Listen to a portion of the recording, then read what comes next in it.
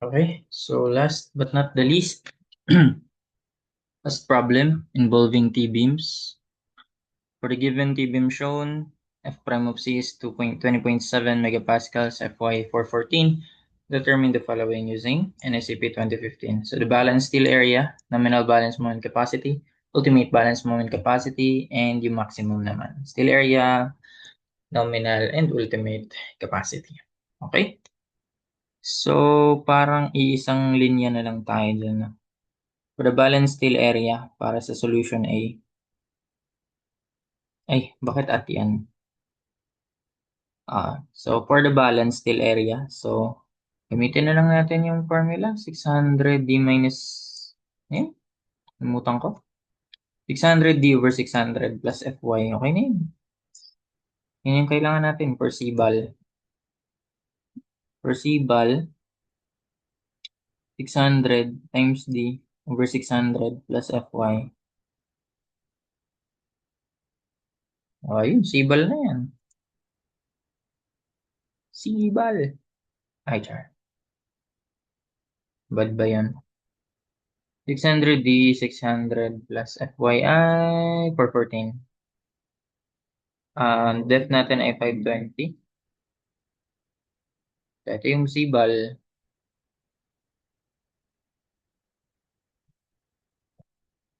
That is the C-ball. C-ball. Sunod, A-ball naman. Need to find the A-ball, which is just beta 1 C-ball. Now, since ang F prime of C natin ay 20.7, ang beta 1 yan ay just 0.85. Okay? 0.85 times C. Store ba yun? 307. Okay. Ito naman yung A-ball. Okay. Meron ka na A-ball. For the steel area, ayun pala. May kita mo naman na A-ball mo ay 261, then 110 lang to. So, greater than that siya, di ba? So, nandito banda. Ganun din kaya sa maximum. Tignan natin. So, hanggang dito banda siya. That will be our A. Ganyan yung A-ball. Nalaman ko na lang A-ball. Ganun din kaya yung A-max. Tingnan natin. So, ito, mahati pala to. Mahati to. Into 2. So, yung top, pakala na natin 1. Gilid na lang. Tapos yung 2 naman dito. Ayun. Tapos yung moment arm lang din yan. Pwede na ba to? Gitna ba siya? Okay na yan. So, anong gagawin natin? Balanced steel area. Pwede tayo ayun, kunin muna natin tong distance na to pala. Pangalanan nating Z. Or A na lang, lagay ko dito. A na lang para applicable sa balance tsaka maximum. Kung parehas silang lagpas. Parehas silang lagpas sa 110. Ito naman, pangalanan ko tong Z. Ayan, Z. Okay? So, ibig sabihin, ang area 1 ay BF times T. Tapos, ang area 2 ay BW times Z. Ganun lang. So, gawin na lang natin ay C equals T. 0.85 F prime of C. Area ng concrete. Area 1 plus area 2 na yan. Ang area 1, base ng flange times thickness. Yun na yun. Plus, ang area 2 ay base. Width ng web. Base ng web times yung Z. Kailangan pala natin kunin yung Z. Which is isa-store ko sa, siguro Y na lang. Y na lang pangalan ko para ma-store ko sa Y. No? Y na lang, Y na lang. Hindi naman magagamit yung Y dito eh. Y na lang. Times Y. A is equal to AS. Siyempre, kung balanced yan, ayun, AS bal yan, FY. Since if FS is equal to FY. So, masasolve na yung AS bal. Pero wait, ano muna yung Y? O, ang Y ay basically A minus T lang yan. Y. A bal minus T. O, A bal minus T.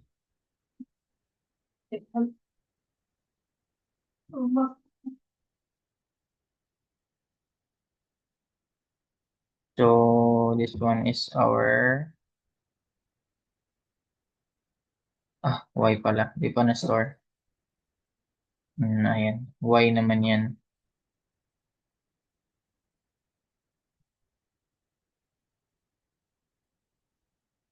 O, ayan. That is our Y. Mabababa konti. Okay. So, may AS bal na tayo. Kaya na yan. That will be 0.85 times F prime of C. Ano yun? 20.7. Tapos, FYI 414. Okay. 20.7.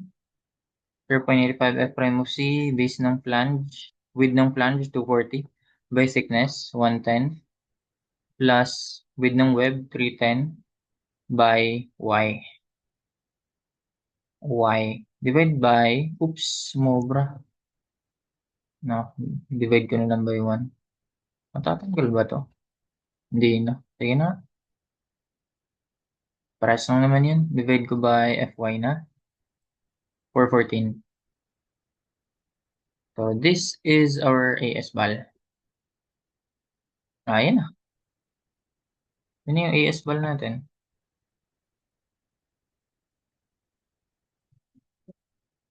squared. Squared. 5923. Check natin sa nagawang 5923.519. Same. That is our AS bal. Sunod ay nominal balance and ultimate. Dito na lang tayo. So, MN bal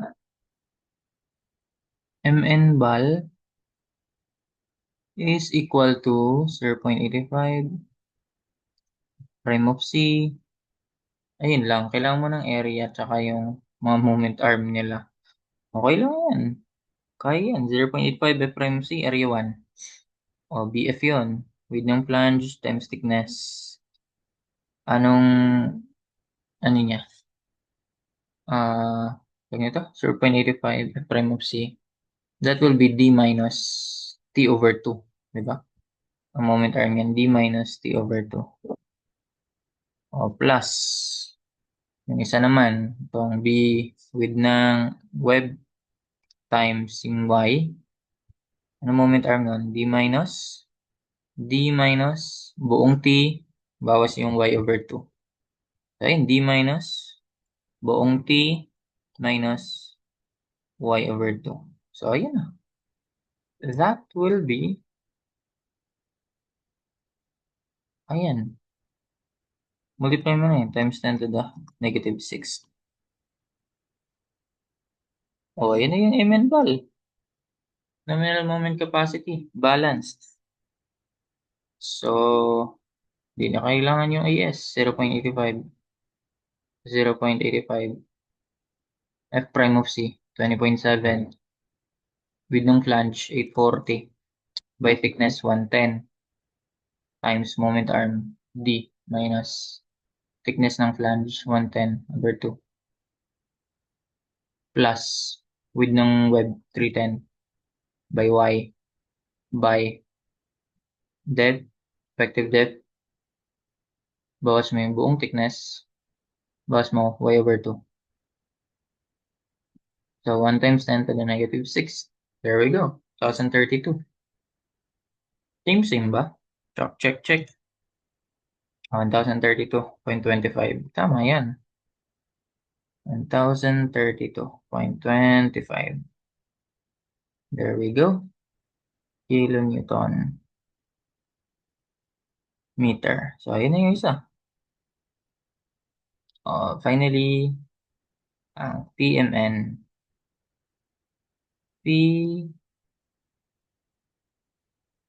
Ang PMN. Ang P natin dito, since balance to, just 0.65 kasi Fs equals Fy. 0.65 times Mn bal na lang yan. Ang PMN natin, PMN bal pala.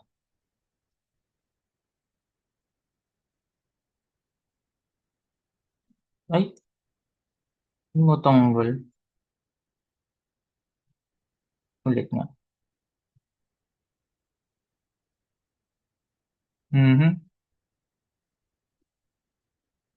Sige na, okay na ngayon. PMN balance. Ayan. So, PMN bal is just 0.65 tas MN bal. Then yung MN bal times 0.65. And there we go. 670. Same, same? 0.961. Same, same.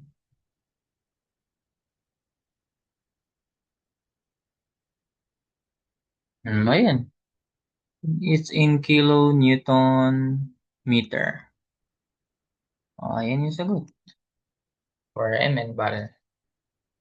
Okay, next. Maximum still area. Actually, ito lang din yan. Papalitan lang natin. Okay, so papalitan na lang to na ano yun? Wala ka naglag. Wala ka naglag.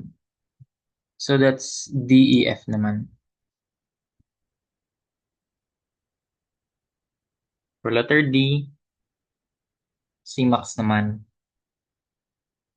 Cmax, maximum still area. Kailangan natin ng Cmax. Cmax. So by using NSCP 2015, 3/7 lang to. 3/7 ng effective depth. Okay, so that's it. 3/7 ng effective depth. 3D over 7. Tama ba? Effective depth. 520. Yeah, that's 520. So, ayun. Cmax natin.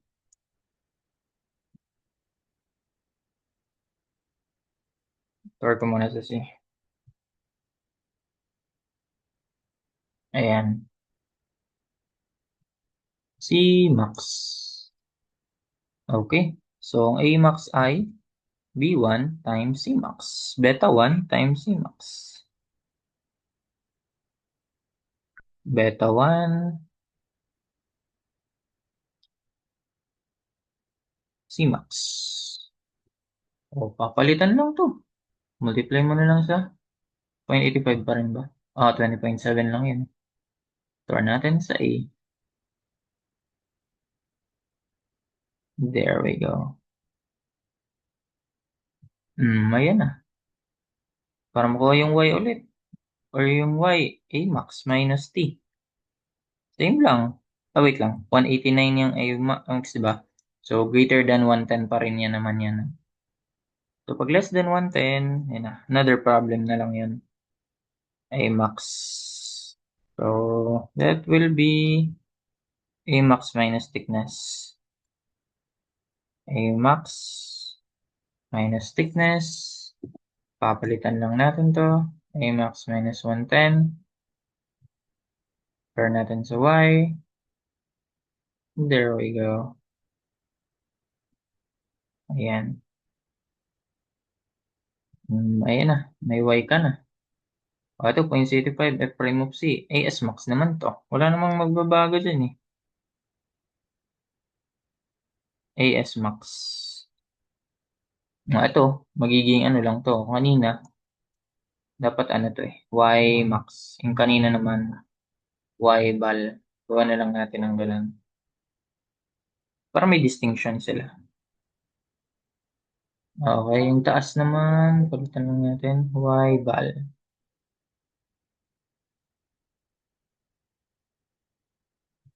Para may distinction sila. Okay, y val. Siyempre, y val din to.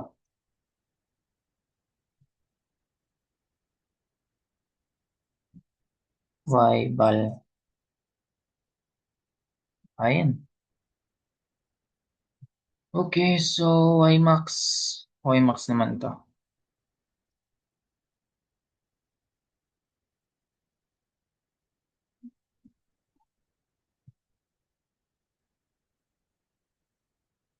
Ay,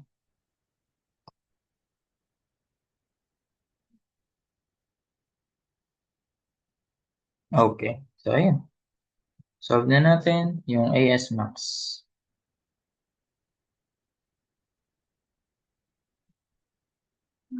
AS max. That will be y 0.85, 0.85, prime of c, 20.7, y with ng flange, ano yun? Umutong ko? Layo 840, times thickness, 110. Ano sunod? Plus width ng flange, 310 ba yun? Width ng web, 310 by y. Tapos, divided by, ano yun? 414, no? 414. Okay, so that is our AS max. O, maximum condition naman. AS max. Squared.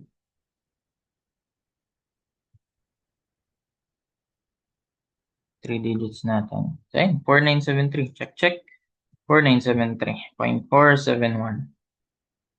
Okay, so dito na tayo sa next. D, E, F. Letter E. Wala pa lang letter yung isa. Letter A. Pero papalitan ko rin kasi yan eh. Kanina A, B is C. May C pa rito. Letter C. Okay, so ayan. MN max. Ayusin ko lang ulit yung nasa taas. Gawin ko yung Y. May ano yan. May distinction tayo dun sa Y.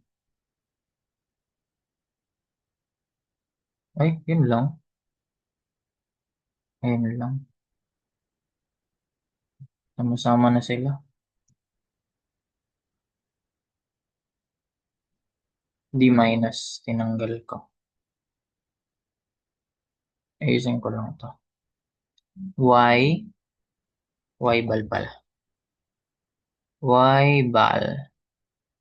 Tapos D minus. This one.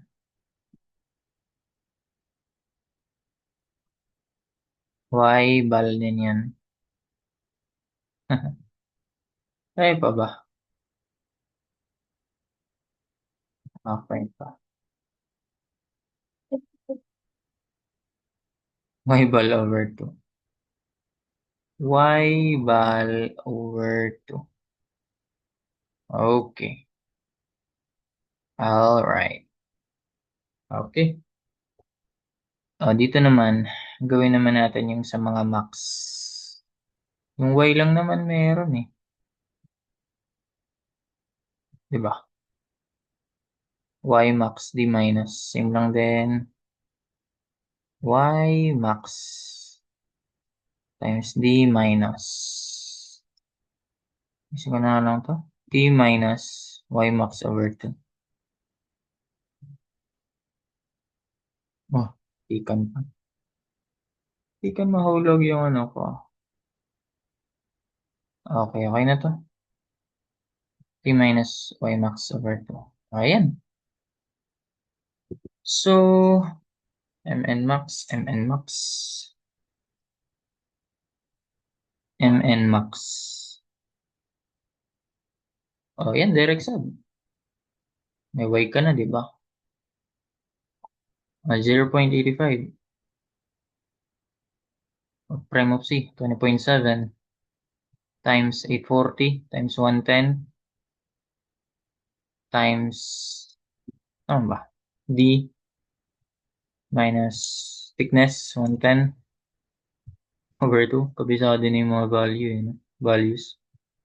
310 times y max nasa y multiplied by D minus buong thickness minus y max over 2 times 1 times 10 to the negative 6. 236. Ay, may mali ako.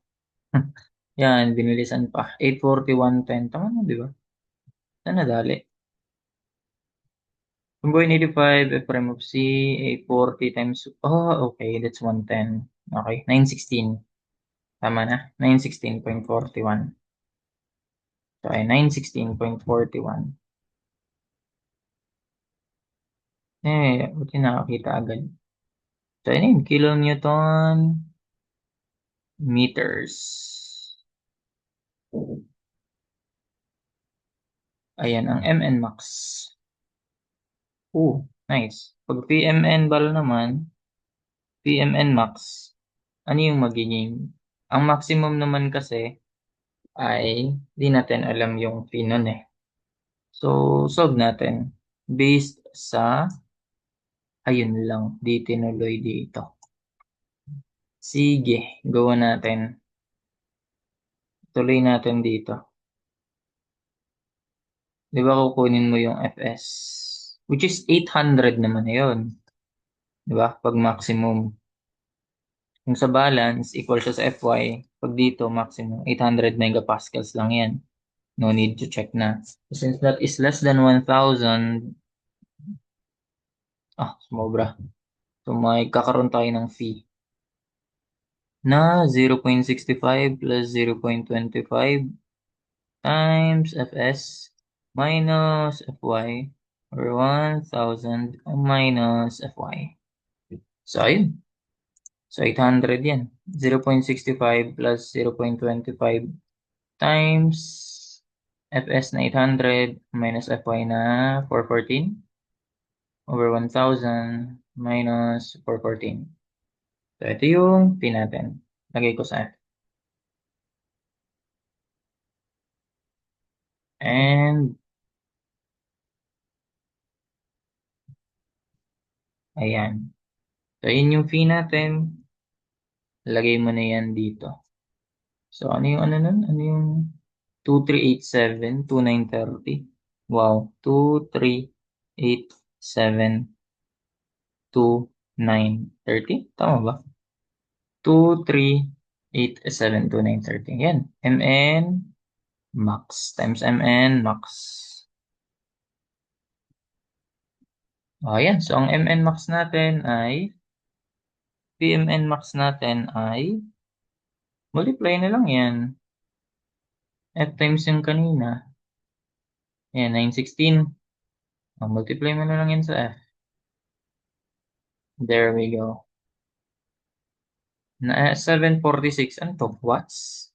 746.576. Same. That's it.